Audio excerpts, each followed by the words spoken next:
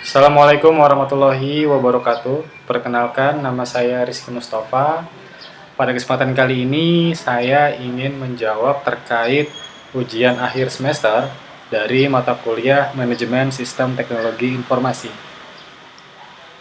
Di sini ada 5 pertanyaan. Saya ingin menjawab satu persatu ya.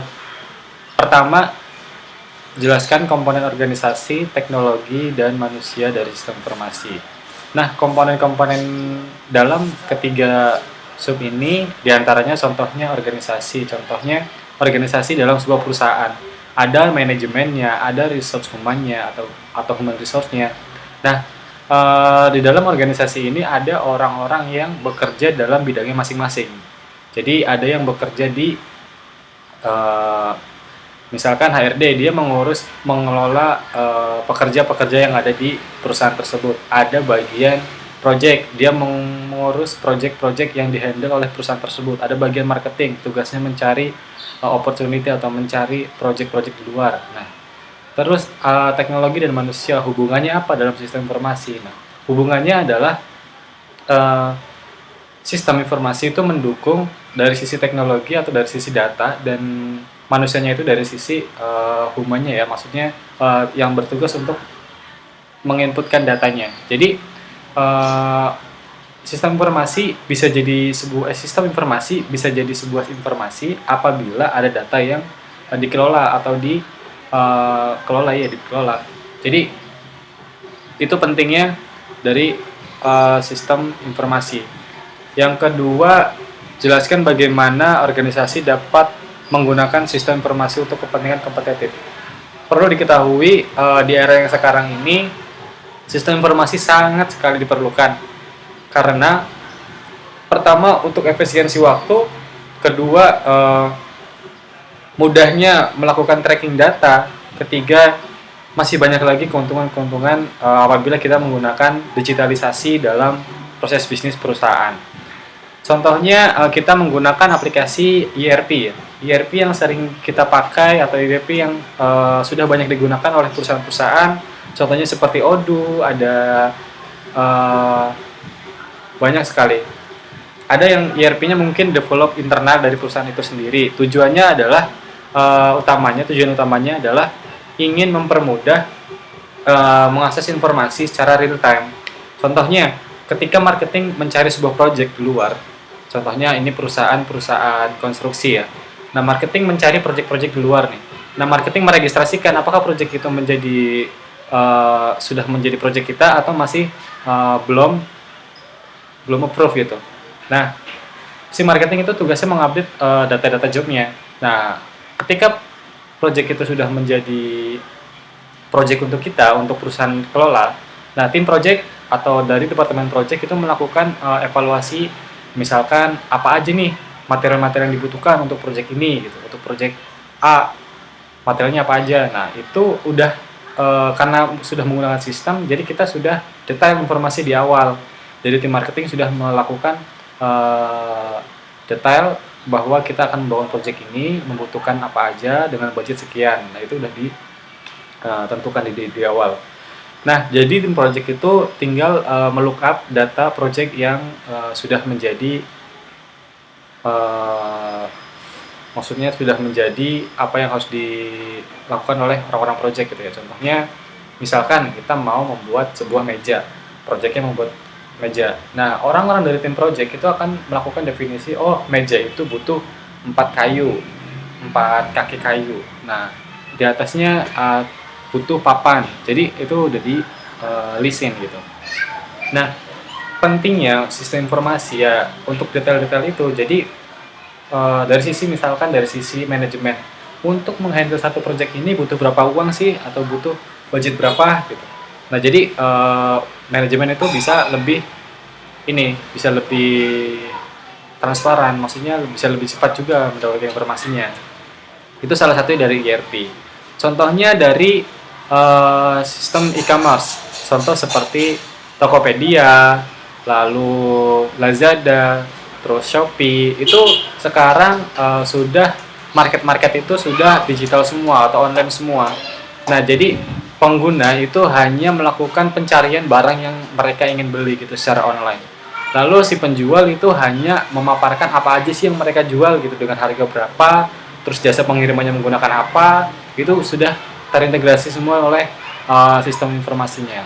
Jadi antara si penjual dan si pembeli meskipun tidak bertemu tapi mereka saling percaya untuk melakukan transaksi digital.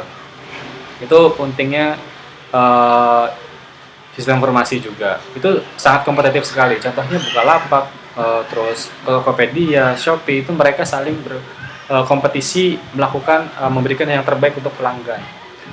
Terus pertanyaan selanjutnya yaitu jelaskan bagaimana sistem informasi dapat mendukung proses pengambilan keputusan dalam suatu organisasi. Ya, dengan menggunakan sistem informasi banyak sekali keputusan-keputusan yang bisa dicetuskan dengan cepat.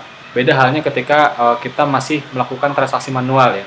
Jadi untuk melakukan keputusan kita harus mengoleksi datanya, itu kita harus mengoleksi setiap departemen untuk mengumpulkan datanya. Nah, dengan ada sistem informasi, data sudah tersentralisasi, data sudah terkumpul, kita hanya memberikan, misalkan kita ingin mengambil keputusan, misalkan dalam menjalankan sebuah proyek, lalu terindikasi proyek ini mengalami kerugian, apa nih langkah selanjutnya gitu bagi manajemen. Nah, kita bisa melakukan tracking data transaksi sebelumnya dari proyek itu menggunakan sistem. Nah, dengan menggunakan sistem, kita bisa lebih cepat. Apa sih yang membuat bengkak biayanya gitu kan? Nah, manajemen bisa lebih cepat dalam memberikan keputusan. Itu salah satunya. Terus, identifikasi dan berikan contoh dampak sistem informasi terhadap organisasi, aktivitas bisnis, masyarakat maupun individu. Nah, ini sangat terasa sekali. Contohnya, simpelnya sekarang di era pandemi COVID-19 ini, banyak sekali orang yang beraktivitas di rumah, melakukan pembelian belanja online, melakukan mencari informasi online, pokoknya banyak sekali melakukan aktivitas di rumah. Nah, saat ini yang banyak dilakukan contohnya adalah salah satunya melakukan transaksi jual beli barang. Ini udah sangat terasa sekali oleh orang para pengguna atau pelanggan ya. Melakukan transaksi online ini sangat mudah karena mulai dari pemesanan, mulai dari pembayaran, mulai dari pengiriman itu sudah tersentralisasi semua, sudah ada sistemnya semua. Jadi kita tinggal dari rumah aja, itu udah bisa dapat barang yang kita mau, gitu. Tanpa bertemu langsung dengan pemilik tokonya. Jadi dengan ada sistem informasi itu sangat-sangat memberikan pengaruh ya terhadap masyarakat. Berikan contoh pengaplikasian konsep dasar basis dan data dan prinsip pemrograman untuk mengembangkan sistem informasi. Oke, pengaplikasian konsep dasar basis data dan prinsip pemrograman untuk mengembangkan sistem informasi. Contohnya adalah tadi kita ambil sampelnya yang ini aja ya, konsisten, yaitu e-commerce. Jadi menggunakan e-commerce itu bisa menggunakan berbagai platform. Contohnya mobile apps, web apps, ya pokoknya yang bisa memudahkan pelanggan untuk melakukan transaksi jual beli. Contohnya melakukan pemesanannya itu menggunakan aplikasi web atau mobile. Nah, jadi di situ ada list dari barang-barang yang mereka jual. Nah, setelah melakukan pembelian, mereka membayarnya juga harus digital supaya bisa memudahkan pelanggan, tidak harus ke ATM atau bertemu dengan penjualnya atau dan lain-lainnya. Jadi bisa dilakukan secara digital juga. Dan bisa juga sampai pengiriman juga sudah bekerja sama, contohnya dengan JNE atau Tiki dan lain-lainnya. Pemrogramannya bisa yang dipakai. Pemrograman yang dipakai bisa untuk web, contohnya seperti Java, seperti PHP, dan lain-lain ya. Ada HTML, CSS, JavaScript. Nah, untuk mobile-nya bisa menggunakan Flutter atau Kotlin gitu. Itu kita kembangkan menjadi sebuah platform yang saling terintegrasi dengan misalkan tadi payment-nya, dengan jasa kurirnya dan lain-lainnya. Itu. Jadi berbicara tentang sistem informasi dan human resource, sumber daya manusia itu sudah sangat berpengaruh sekali di era yang sekarang, sudah sangat maksudnya sudah sangat memberikan dampak yang positif untuk masyarakat. Ya, kurang lebihnya seperti itu untuk jawaban puas saya. Saya Rizky Mustafa. Wassalamualaikum warahmatullahi wabarakatuh.